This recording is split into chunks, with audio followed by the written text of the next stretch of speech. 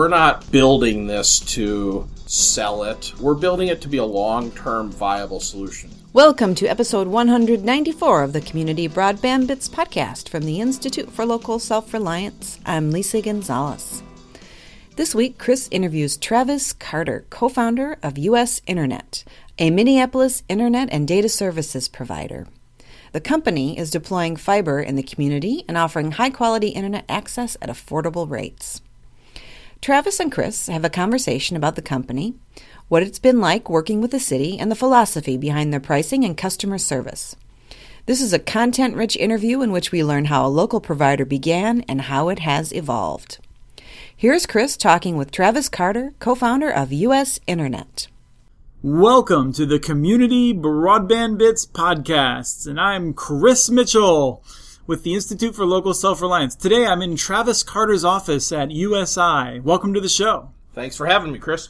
So just briefly, what is USI? So US Internet is an internet service provider that actually started in the basement of our apartment in 1995 in southeast Minneapolis, and we evolved through dial-up, DSL, ISDN, the myriad of, I think we counted the other day, 35 different internet connectivity technologies over the last 21 years. And today we're sitting here with the topic we're discussing, our fiber product, as well as co-location, messaging, and other supportive internet-type services.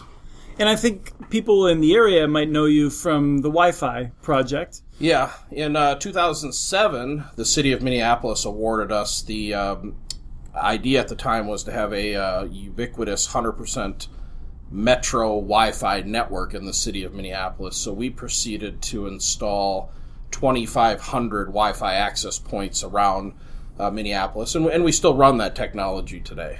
Right, and that's been something that's been terrific for low-income folks, but it has not been a very high-performance network. No, Wi-Fi, at the time it was the state-of-the-art, but to be quite frank, it never really lived up to the billing. It's difficult to get predictable, reliable connectivity, and in today's world, at 6 megabit as our high-end product, it's in its waning days of use. One of the things that you've asked me as we've been talking in recent months is, I think, why I'm so interested in USI, US Internet, in part because I'm so focused on municipal networks, but I think a lot of the things that you've done provide good lessons for municipalities and others that want to start up. And also that I think that there's a great opportunity moving forward where perhaps companies like US Internet might be working with local governments in some ways. So for anyone who's wondering why we're interviewing a private ISP, well, that's why. We've done it before, and I'm sure we'll be doing it again. But I wanted to ask you, one of the things that I think that really will give people a sense of who you are and what you've done is you talk occasionally about Rodney Dangerfield, and just tell me a little bit about how the movie Back to School resonates with your experience. It's one of those scenes that I remember, and I often look back upon. Is there's Rodney sitting in the class with the traditional, highly educated English professor at the board writing down how stereotypical business is done, and Rodney keeps interrupting and raising his hands and saying, "Whoa, what about this? What about that? This is how it happens in the real world." And it, as I hear people talk and I hear people discuss technology and applications and the process of bringing it, to bear, I often want to raise my hand and go, "Well, what about this? And what about that?" And so we approach technology from a very practical application standpoint, not so much from a theory standpoint. We actually get out in the ground and dig holes and hang fiber and bury fiber and hang radios and service customers and do the whole fulfillment cycle. And so it always takes me back to that movie because I'm like, well, hey, you know what? You're missing a lot. There's a lot of pieces to this puzzle, and quite frankly, I think a lot of people that I've talked to, they have one or two of the pieces, but it's a 1,000-piece puzzle. I think one of the things that you mentioned to us is that you got into fiber in part because of your frustration with the wireless, not being able to do the things you wanted to do with it. Yeah, pre-Netflix, Wi-Fi was great. Post-Netflix, it caused a lot of contention on the network. About 82% of our bandwidth today is some sort of streaming entertainment.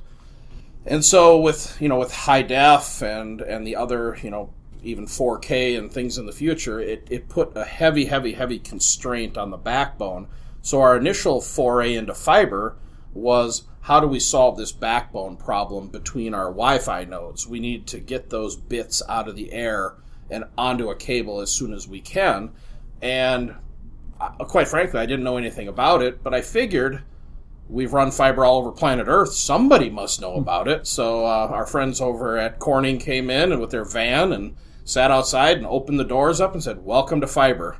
We went down to our friend at Ditch Witch, and they said, "Here's a drill, and here's how you make a hole in the ground." And, we just start piecing all the puzzles together. Again, we're Rodney up in the classroom going, we should be able to figure out, we're not really inventing anything. We're just taking things that other people invented and putting them together. And that's how we got into fiber. And that was our initial plan, was to hook these nodes together to bring egress or backhaul to this to satisfy the ever-increasing, or at this point, the unquenchable thirst for bandwidth.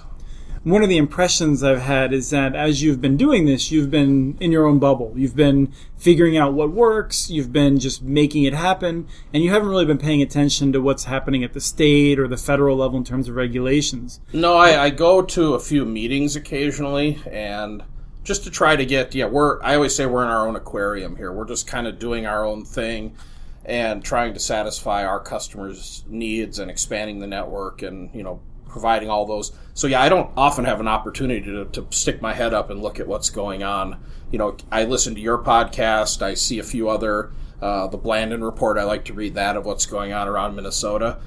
But other than that, I'm really not well versed on what's happening from a policy standpoint, because again, we're just nose to the grindstone, fulfill customers. Well, I got the impression that you were unimpressed with the state's broadband task force and even some of the other trade meetings where some of the telephone companies are in, and they're still trying to claim that DSL is broadband and people don't really need very much capacity. It struck me that seemed like a reality shock when you were first describing it. And I often try to think, if I was in their shoes, that's the story I would be telling as well, because they have an infrastructure that's built. I'm assuming the vast majority of it has been paid for, so it is, from a business standpoint, quite frankly, it's very profitable for them. So why take a huge jump when you can take a minimal jump and still fall within the confines of what the FCC today is saying is acceptable broadband? I from a Minnesota standpoint, now again, I have to preface this by saying we have the luxury of being in a high density area. And so when you go out into rural Minnesota, I took a tour one time out to kind of Renville area just to see what it was. And the logistics of taking a gigabit or multi-gigabit service to a farm, that's a big job. But I think you're, but you could still do the town. And then you could take the income from the town and kind of build out from there, which is no different than what we're doing here in Minneapolis. We're taking the income, we're reinvesting it, and continuing to expand.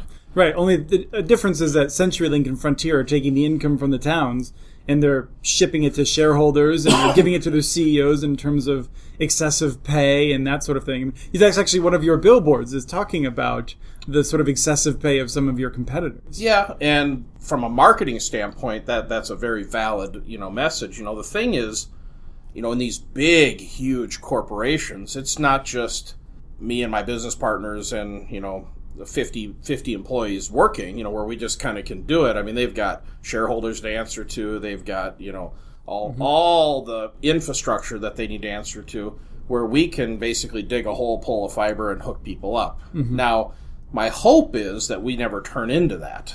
And that's really the core mission here, is to keep a flat, lean organization that can fulfill what customers want. I mean, our mantra is very simple around here: build a system, build a service that you want to use. And that's really key. If I want to hook into this network, it should be exactly what I expect it to be, right? So really there is no this concept of customer and service provider. Everybody's the customer, including us.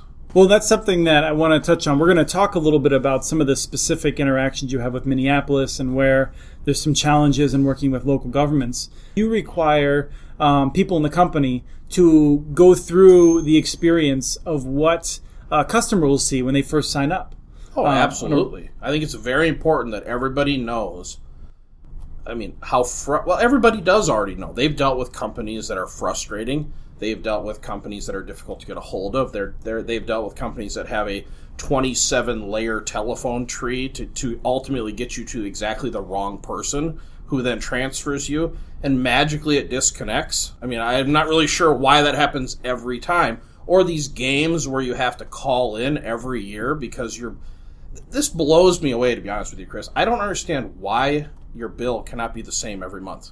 I mean, just the most rudimentary thing, when you go out and sell somebody a service for $1, how is that now magically $1.90? Mm-hmm. And so if you read the reviews and posts online about our service, it really amazes me when people are, one of the things they're most amazed about is that we're able to bill you correctly. That's a big deal. And then secondarily, when you go to speed test and you hit the button to test my speed, it is always what you get, and quite frankly, in most cases, it's more than what you're paying for. Mm-hmm. It seems like the bar is very low. The expectation is, in my mind, is very, very low for people, and I think that's kind of our industry. We've gone from 110 baud modem to 10 gigabit in a very short amount of time. It's just taking time for people to catch up, and I think their expectations need to be more than what they are today. So you've been building in a number of different neighborhoods in Minneapolis with different characteristics. And one of the things you've said is people generally assume that the higher income neighborhood are going to be the better customers. Yeah. Has that been your experience? No, I would say, now, if we were having this conversation 2 years ago, I would have said absolutely. And I would say by better, I would say percentage-wise how many people adopt the technology. And we have noticed that the higher tax-based neighborhoods tend to have older residents that live in them that have less of a interest in technology, because it's very easy to tell when you knock on somebody's door to sell them this new fancy fiber optic service and they're sitting there with a Motorola flip phone. They don't really have that interest in technology that maybe somebody in more of the millennial, in Minneapolis, like the uptown neighborhood, or even in kind of the middle income neighborhoods. These people, technology means something to them. Mm-hmm. Internet means something to them. Speed, reliability, and cost too. If I've got a multi-million-dollar home in our Kenwood neighborhood here, saving $25 to $50 a month maybe isn't as big a deal as it is to somebody else. So that's just been our experience, and it's more about how do the people value, or what's their perception of value to the internet. If all you do is check your email once a week, is really a fiber optic facility the right technology for you? Probably not. Mm-hmm. One of the questions, I guess, that pops up is a measure of success the average revenue per user, or is it more about the take rate? Because you just said that in terms of success, it might be more about the number of people that are subscribing. Yeah, we've tried to we'd like to get everyone hooked up, so we come in at a very well below market price point. It's really about number of homes more than trying to get the higher dollar amount. So we've gone for the price performance. We're the fastest, most least cost internet you can get in our service area. So we basically get everybody. So talking about Minneapolis, you've had some challenges in dealing with them, and I don't think we're not here to say Minneapolis is doing it wrong or they're stupid or anything like that. We're here to, I think, we want to get a sense of what local governments can do to make things easier. One of the things that surprised me is that when you said that there was some challenges in working with Minneapolis or some things that slowed you down, I immediately assumed it had to do with permitting and the rights of way, because that's what almost everyone complains about. And you said that actually wasn't one of your main challenges. If I was to rank Minneapolis, I would say they've been incredibly easy to work with compared to stories I've heard with other people. Right away, the permitting department, this has been really, really, really a relatively easy process, but we were willing to work with them to help us understand the process. Our biggest issues, quite frankly, was there was no precedent when we set up a central office or a switching station. There was no precedent for where those sat. So we got kind of thrown into this other bucket of from a zoning perspective, and now we had to zone ourselves a certain way. So we had to build this little Taj Mahal in the middle of the neighborhood because they could make us, right? And we were just assuming we could put up a little concrete building and off we go. Just before we go too much further, you're building you use Active E, right? Correct, yeah. So you need these huts, not on every block certainly, but you need a couple in every city. Yeah, we figure Minneapolis will end up with 8 of them. Okay. 8. It's really the old-fashioned telco kind of layout from the early 1900s where, we have a dedicated fiber that goes to every building, every house, everything. And in order to do that, we bring them all back into local central offices or switching stations. And those were just, from the scheme of things, that was our biggest challenge, was just getting that permitted correctly. Right, so if I was going to put a dentist office somewhere, I have to make sure the city allows me to zone it there. You guys want to have a facility, it's like, it's not much different. Yeah. It's a little smaller than a dentist's office, but you want to have racks and racks of machines, and they just don't have a precedent for that in the code. There's probably been nobody else that's ever really come along wanting to do this, so they really had no reason to have a zoning code for it. So I think the way cities work, and again, I'm no expert, is if you don't fall within the buckets, then you go into the other bucket, and once you get into the other bucket, it's just a little bit more work to go through the process. But I would say certainly from a right-of-way standpoint and from getting permits and getting them turned in and working with all the city personnel, it's been spectacular. It really has, But when the city says you have done something wrong, we need to fix it, right? Or if we need a variant, we need to ask them. So it's really, quite frankly, it's just learning the process, and that really took most of our time, is to learn and understand the process. So we have a meeting with them every year where we sit down and we say, all right, what did we do right last year? What did we do wrong? How can we improve it? We take all of our crews, we put them through training, and we talk about, what you can and can't do in the city. And it's just a constant education process, and we try to make it better and better every year. I feel for other people that are having problems with other cities, because I'll tell you what, the constituents that get this service, I mean, they're beyond ecstatic. Right. Well, that's one of the things I think you've found, is that when you have a challenge, for instance, if I understand it's been a little bit more of a challenge working with the park board, which in Minneapolis is a much stronger organization.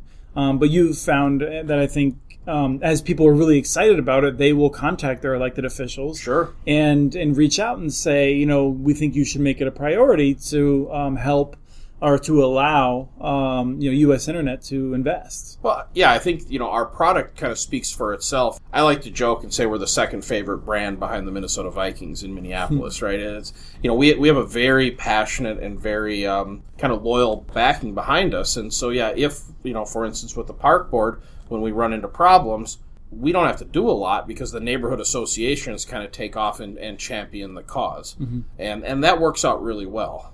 What is a challenge with the park board? I mean, for someone who doesn't even know why you would have to talk to the park board. I didn't know this either. Apparently, the only interaction I had with the park board is I got a speeding ticket when I was 16 from the park police.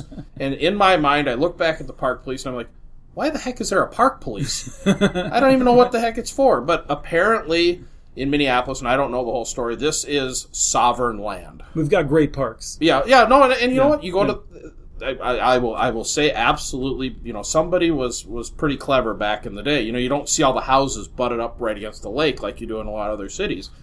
It is no different than if I wanted to dig in your yard, I have to ask your permission, and the park board has said no. So we have to make other cases or other ways to solve our routing problems with fiber, and then unfortunately there are certain people in the city that will not be able to get service from us. And that's just you've got the poles being consumed by Comcast and CenturyLink, and you have the park board that's holy ground. We just have to go to, and there's just a certain people we won't get to. So for some people it's inconvenient because you have to go a different way, but there's some people that you just can't get to otherwise. No, because their home is facing the park board and they're sandwiched in between other houses. There's just no logical way or safe way to get to them, to bring them a fiber connection. So we unfortunately have to tell them that at this particular moment, we're not able to bring them service. One of the things that I found interesting was the big ISPs. They'll generally claim that the biggest threat to being able to invest is that cities are out of control and they're too hard to deal with. And I've gotten the impression from you that as a small ISP, one of the biggest threats you perceive is from the Comcast and the CenturyLinks that might take action to try and run you out of business. We often talk about what they could possibly do, and I have yet to come up with an answer for that. They're the perfect competition.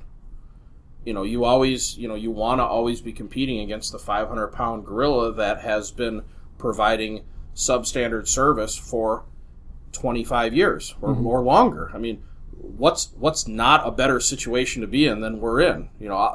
It's very simple. If you just go knock on a door, and when they open the door and say, "We've been waiting for you," it's a good feeling. Well, then the question is, how come why aren't investors lining up to just throw money at you to go out and connect more people then? Well, I think it's because of our whole kind of thought process here. We're not building this to sell it. We're building it to be a long-term viable solution. I grew up in Minneapolis. My business partner grew up in Minneapolis. We went to Minneapolis South High School. A big goal for me next year is to wire up my family home that I grew up in. A lot of people want to spin these things and sell it off to some big entity and go sit on a beach. I'd get bored after a day on a beach. This is what I enjoy doing. If we built this and sold it, what would I do tomorrow? You got to have a reason to get up every day, and right now this is one of the primary things I like doing. So we're letting the network build out at a sustained rate. And the other thing I challenge people that say that we're not growing fast enough is I challenge them to walk our network, get a brand new pair of shoes, and go walk in the city sometime. It's over 50,000 homes we're in front of right now.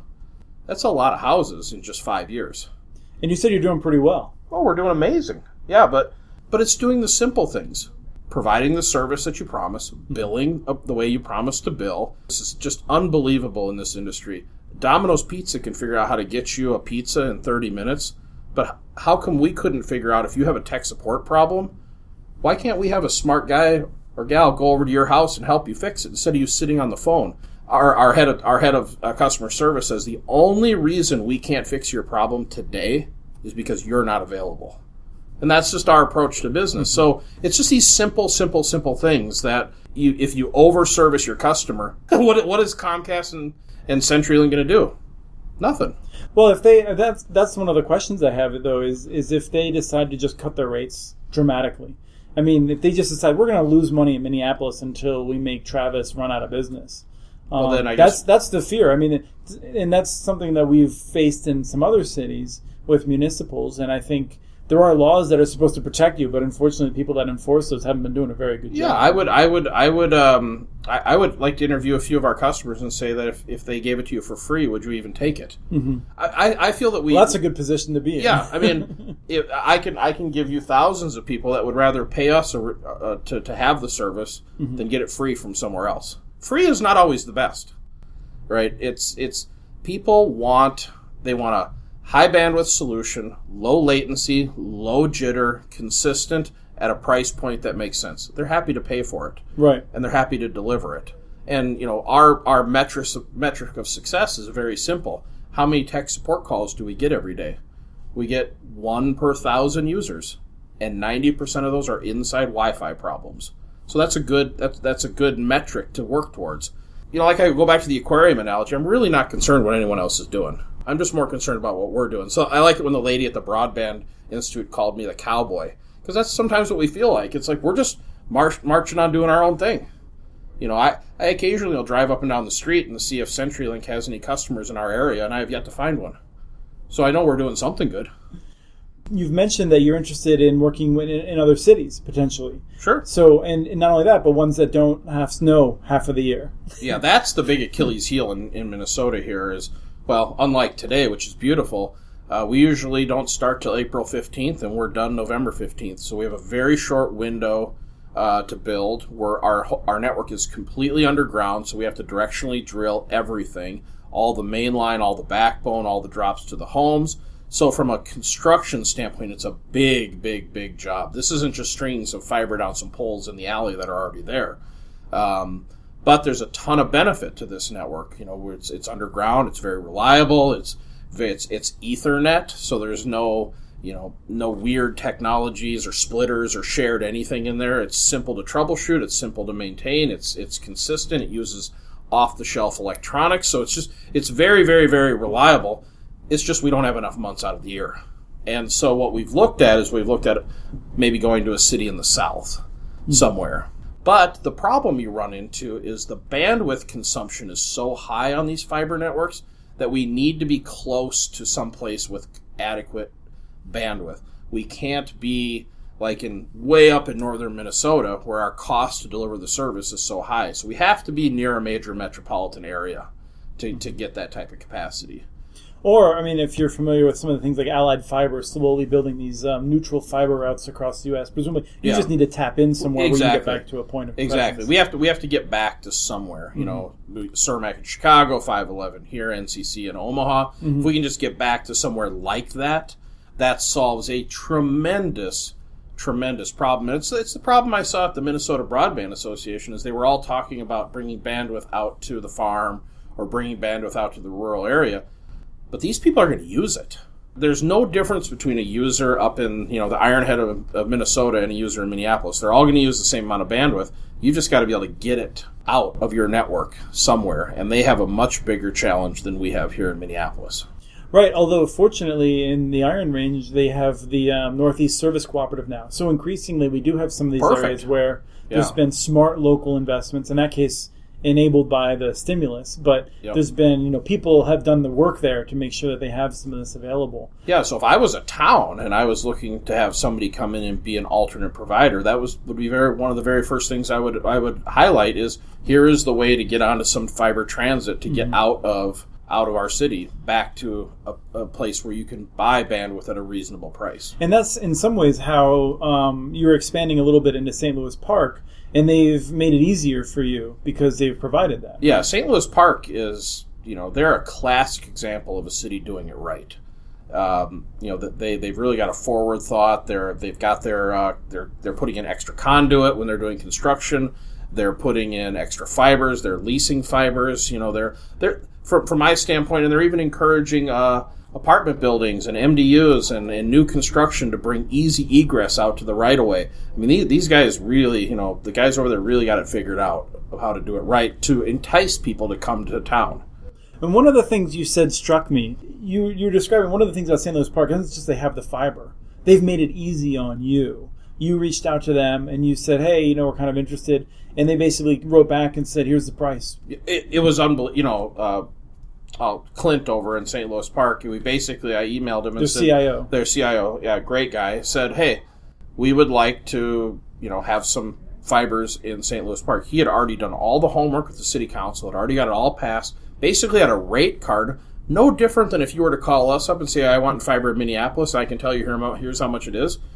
He operated just like a normal, what I would say a business operates that was in the business to promote and utilize the services that the city had paid for. So he knew down to the fiber mile, he knew the routes, he knew the maps. He came out here. I've never seen anyone from a city act kind of like a salesperson. Mm-hmm. Here's all the data, here's the price, how many do you want? Right. And I have them in stock right now and I can get them going for you. It was amazing, to be honest with you. And so St. Louis Park is an area we're really interested in getting into. St. Paul, we want to get into St. Paul. Beautiful city. Yeah, we want to get into, in Minneapolis we have this thing called the 494, 694 loop, which is just a big circle around the city of freeways, and we'd like to really focus inside there. We've got business initiatives. We've got a lot of different initiatives associated with this fiber. We're learning very simply that, the wireless was an interesting technology. And Wi-Fi in particular. Wi-Fi, was an interesting kind of bridge technology. But fiber really is the ultimate end-all technology. So out of these 30-plus different technologies we've had over the last 21 years, we finally feel we're at the final technology that we'll install in our lifetime. So every time we bring a fiber up to a building, a home, a street light, that'll be there long after we're gone. And that's the way it should be. So we can really look at this investment.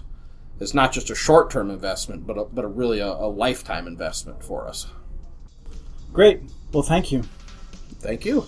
That was Chris and Travis Carter, one of the co-founders of US Internet, a Minneapolis internet and data services provider. Send us your ideas for the show. Email us at podcast@muninetworks.org. Follow Chris on Twitter. His handle is @CommunityNets. You can also follow muninetworks.org stories on Twitter, where the handle is @muninetworks.org. Thank you, Kathleen Martin, for the song Player vs. Player, licensed through Creative Commons. And thank you for listening to episode 194 of the Community Broadband Bits podcast.